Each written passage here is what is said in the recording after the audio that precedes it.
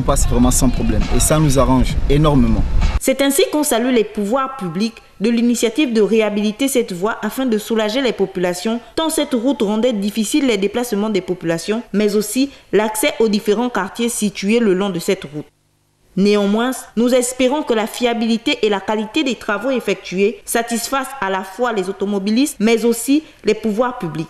C'est-à-dire que les travaux ne doivent pas être faits pour un laps de temps qui va replonger les populations dans les mêmes déboires causés par une rapide dégradation de la route avec l'arrivée des grandes pluies. C'est dans ce sens que les populations souhaitent voir leur route arrangée aussi bien que celle du boulevard Léon-Bas. Vous savez, quand on a déjà attaqué un travail, moi je préfère que ça soit terminé.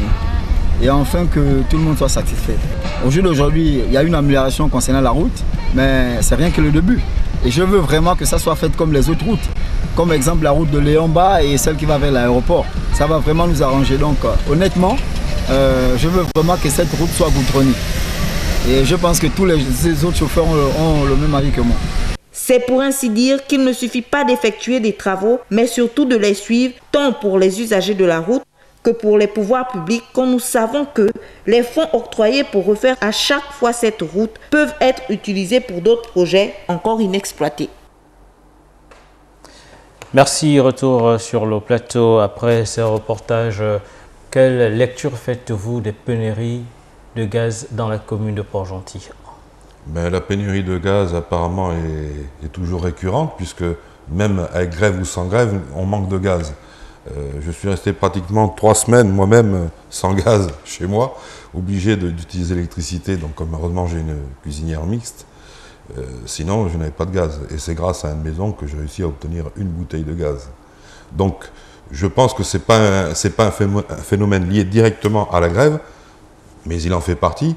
C'est un phénomène récurrent. Est-ce qu'il y a des problèmes d'approvisionnement? Est-ce qu'il y a des problèmes de structuration à la pompe pour recharger? Parce que j'ai entendu parler justement qui disait qu'il y avait des problèmes de robinet. Je pense qu'il faut que la municipalité ou les autorités fassent un peu un petit tour dans cette société et voient qu'est-ce qui se passe, parce que je dirais que les problèmes de gaz, je les entends parler tout au long de l'année, j'ai entendu parler de problèmes de gaz, comme de carburant, comme d'eau et d'électricité, que nous vivons tous au quotidien. On est obligé de se doucher à des heures pas possibles sans avoir de l'eau. Pour beaucoup et pour certains dans les quartiers, il y a des problèmes d'électricité.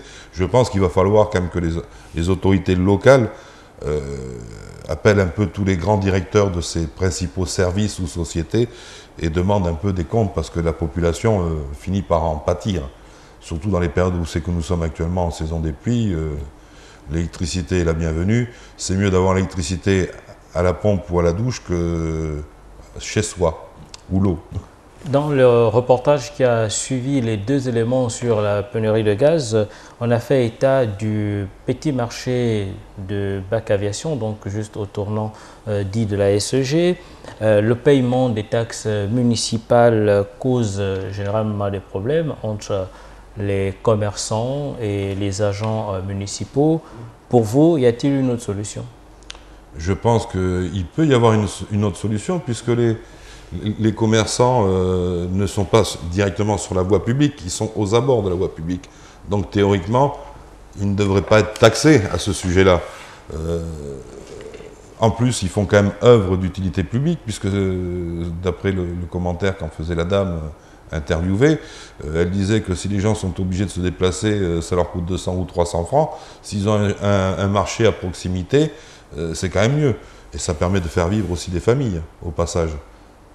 Dans ces réactions, Henri Michel, on a aussi entendu quand la dame soulevait le problème de l'agriculture. Est-ce que pour vous, l'État peut vraiment encourager les coopératives ou du moins les ONG à développer aussi ce volet, ce pan de l'économie, j'allais dire?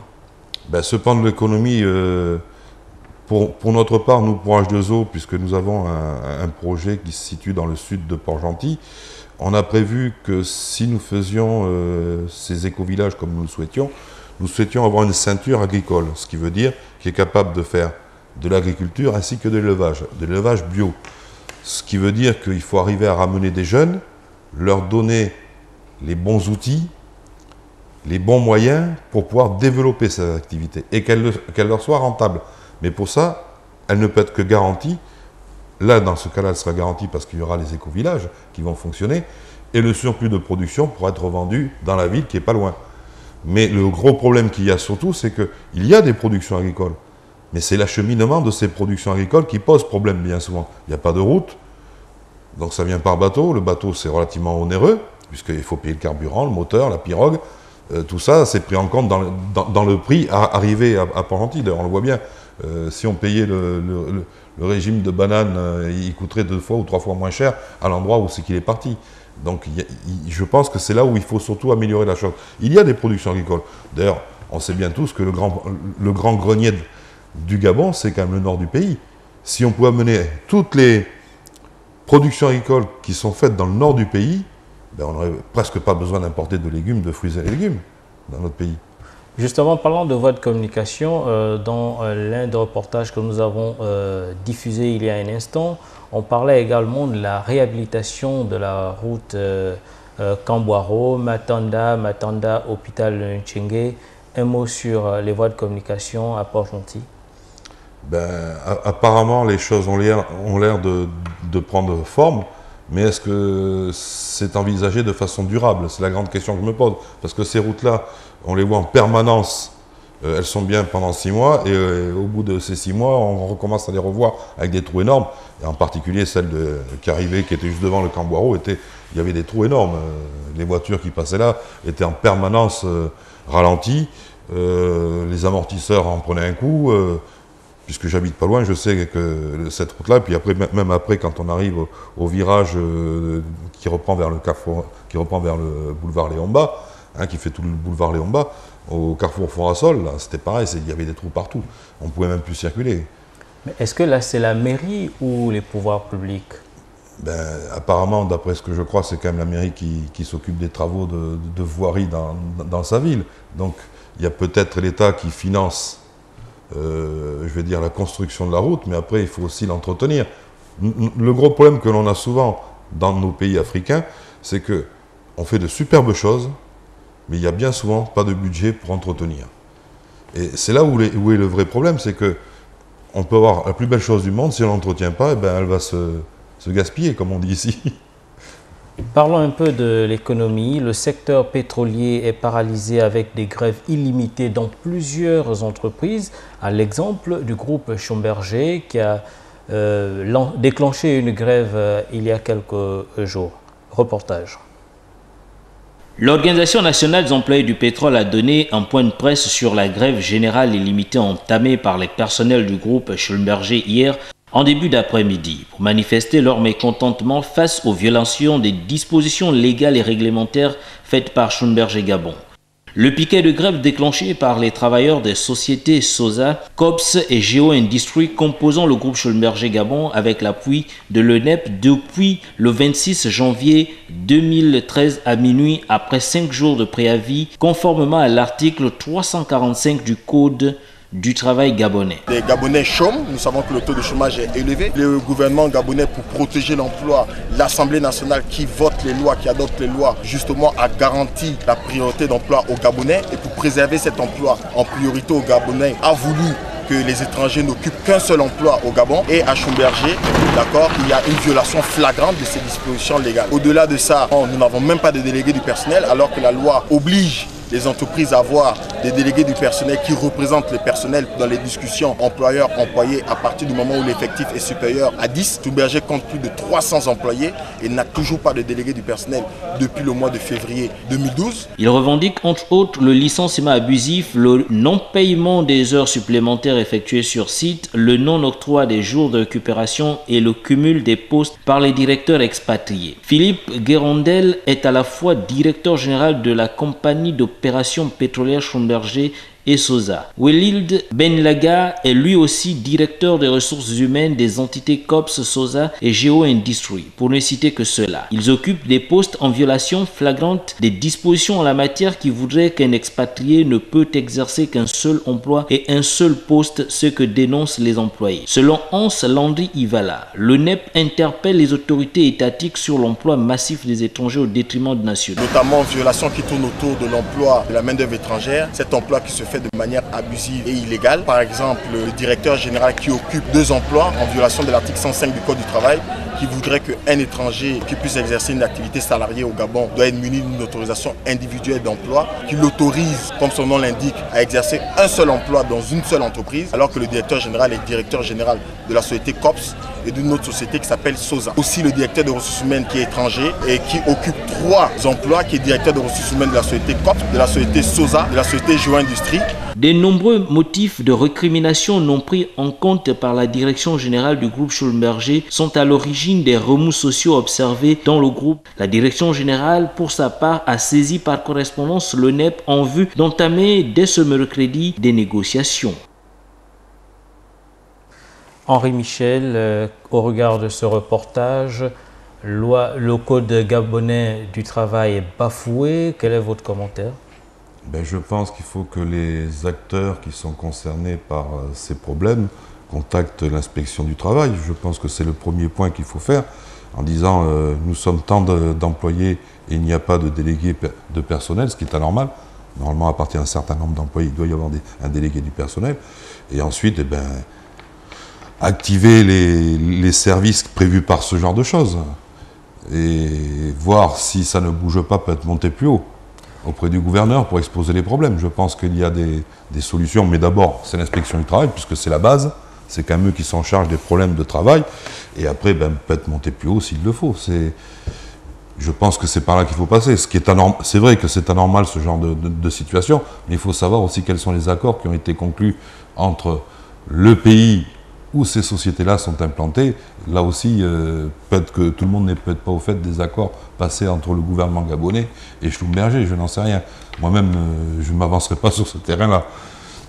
On regarde bien qu'il y a là-dedans aussi la dénonciation de certaines dérives, comme le soulignait il y a un instant le secrétaire général adjoint de l'Organisation nationale des employés du pétrole, le NEP, donc Hans Landry Ivala.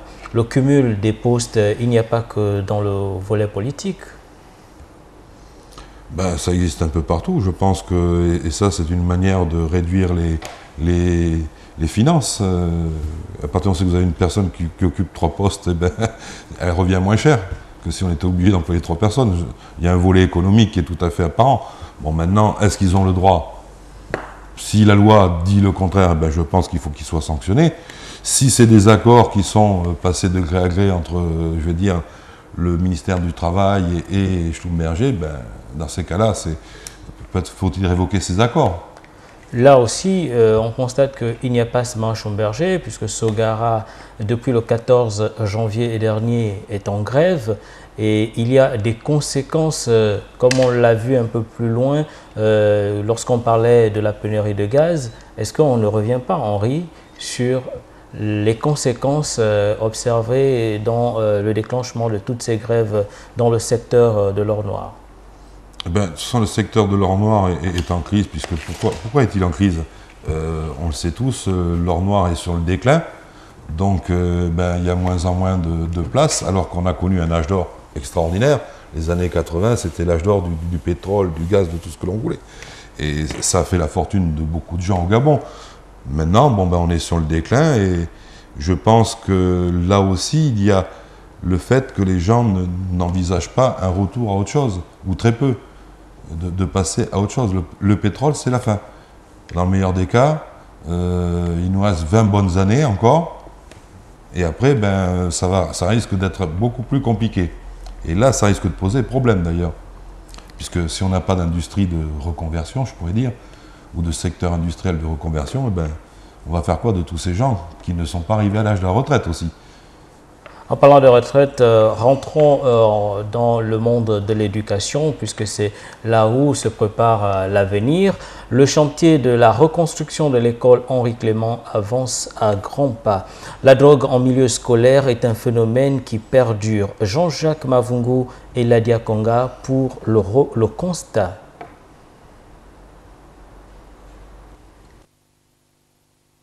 Mutation.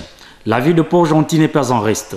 Depuis quelques mois et semaines, plusieurs travaux de construction et reconstruction ont été lancés dans tous les secteurs. Routes, édifices publics, parcs municipaux, marchés pour ne citer que cela, fonds peau neuve et sortes de terre. Parmi les travaux engagés par le gouvernement de la République, on note la reconstruction de l'école publique Henri Clément, située dans le 2e arrondissement au quartier Canal Évasion. Cet établissement a été détruit en même temps que celui d'Ambourou-Avaro pour prévenir les risques de pollution à l'amiante et à cause de la dégradation des anciens bâtiments. D'ici quelques mois, l'école Henri Clément aura donc un nouveau visage. Cela grâce aux travaux qui s'effectuent sur le chantier par l'entreprise adjudicataire. Et ici, nous trouvons le chantier Henri Clément, la nouvelle école qui va être construite ici là.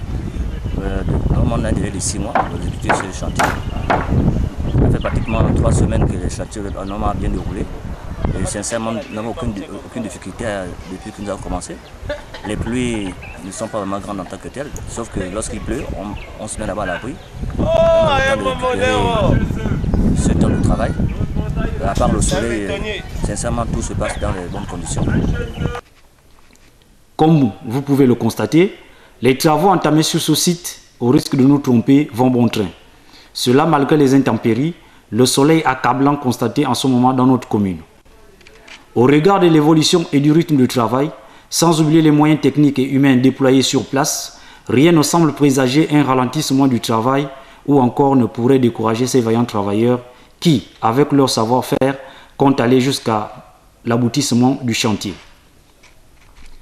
Les techniciens d'ailleurs s'en félicitent et rassurent. Le travail est bien fait. Vous allez vérifier avec le temps comment se fait depuis la base. Et s'il n'y a pas de pluie, parce que non, quand on dit on remet tout à Dieu, parce que c'est au niveau des pluies, nous sommes en saison de pluie. Donc à part les pluies, normalement on est censé rentrer les délais. Et tout est respecté, les conditions, ce qu'il faut, le dosage du ciment, le sable, en tout cas tout est vérifié. Parce qu'on a un ingénieur qui est là pour ça, pour vérifier le dosage. Et étant donné que l'État a mis les moyens, donc on ne peut pas faire un mauvais travail et venir après demain matin, les murs vont s'effondrer, tout ça, là, donc il faut vraiment la sécurité. Toutes les conditions sont réunies. Normalement, l'année prochaine, nos frères, nos petites sœurs vont pouvoir travailler, vont venir pouvoir apprendre ici, là, sans problème. Quant à l'inquiétude liée à la finition et à la livraison des nouveaux locaux, voici la réponse. Alors, il ne reste plus qu'aux autorités éducatives, aux enseignants, aux parents d'élèves et élèves d'user encore un peu de patience. La consommation de l'alcool, de la drogue et du tabac figure en bonne place dans la liste des causes de l'échec scolaire dans notre pays. Et Port-Gentil n'est pas en marge du reste des villes du Gabon. Les élèves font l'école buissonnière